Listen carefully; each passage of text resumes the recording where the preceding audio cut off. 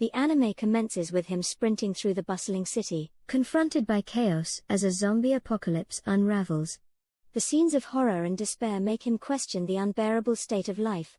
However, to his relief, he discovers that it's merely a movie scene being watched by a young boy named Akira. The boy, fascinated by the dystopian world, dreams of living in such a reality instead of enduring his mundane office job. As the clock approaches 4 a.m., Akira realizes he should go to sleep to prepare for work, but a lingering wish to escape the office lingers in his mind as he drifts into unconsciousness. The narrative rewinds 3 years, taking us back to the time when Akira embarked on his dream job at a production company.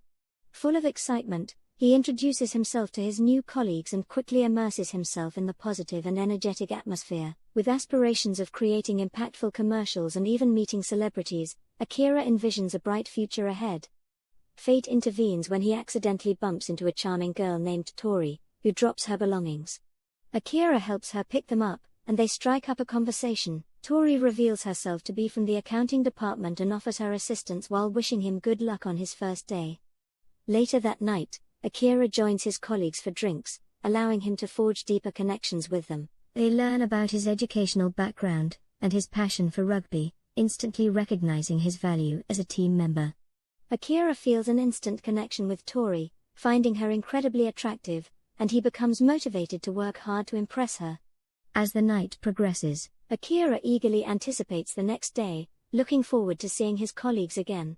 However, to his surprise, as they leave the bar, his co-workers seamlessly transition back to work mode, as if working through the night is a regular occurrence.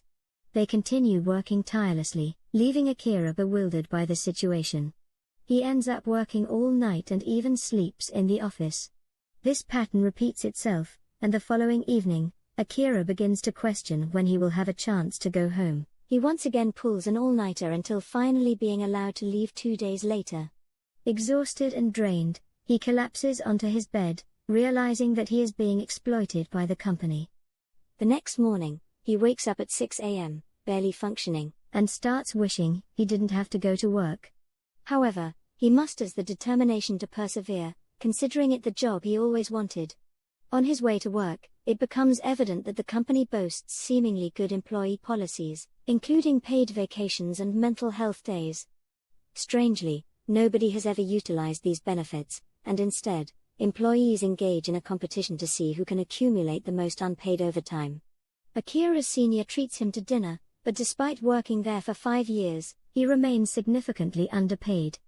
His colleagues suffer from various health issues, and their chief exhibits a volatile temper, often subjecting them to beratement and reducing some to tears.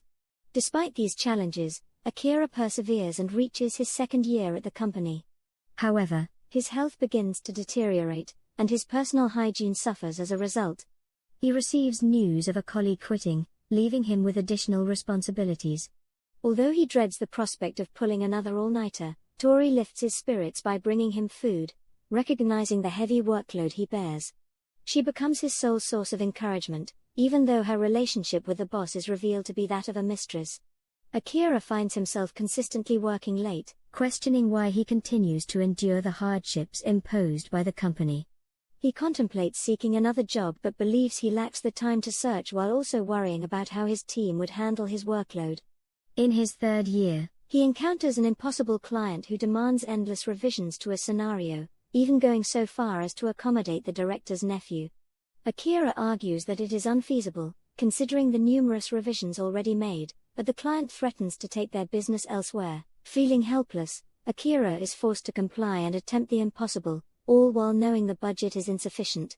Overwhelmed both at work and in the office, he contemplates ending his life as a means to escape the burdens placed upon him. Returning home, he continues to toil, unaware of a news report about an outbreak, and eventually collapses, hoping to never wake up again. However, his alarm rings the next day, and he mindlessly prepares himself for work.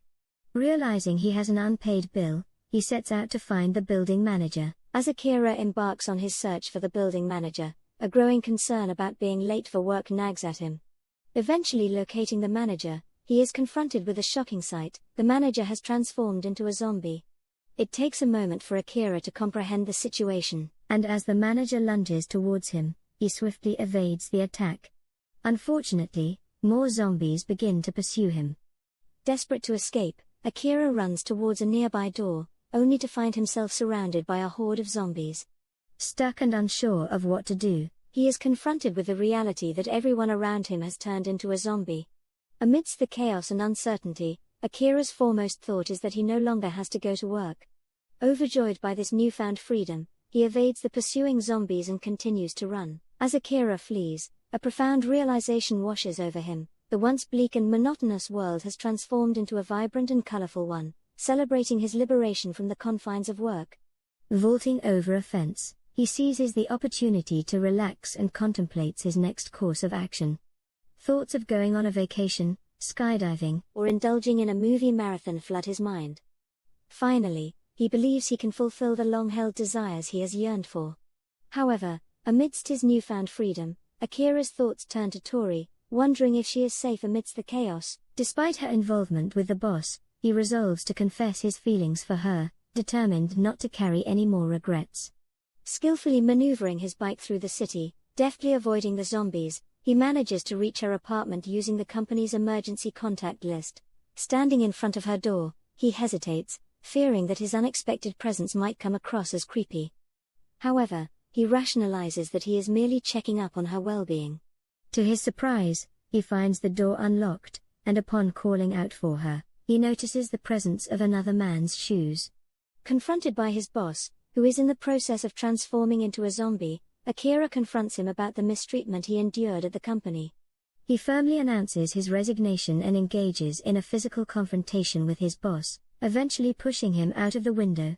Witnessing Tori in the adjacent room, Akira's heart sinks as he realizes he is too late. She is already in the midst of transforming into a zombie.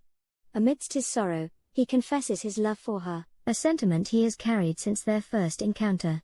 As Tori lunges towards him, Akira flees, bidding farewell to his unrequited love. The scene shifts, revealing that the zombies have spread throughout the city, overtaking it entirely. During the night, Akira gathers supplies from a convenience store. Equipped with the realization that he will never have to go to work again. Liberated by his confession of love and the acceptance of his mortality, Akira contemplates the limited time he has left to fulfill his desires. Determined to make the most of his newfound freedom, he acquires a notebook and begins listing the 100 things he wants to experience before his eventual demise.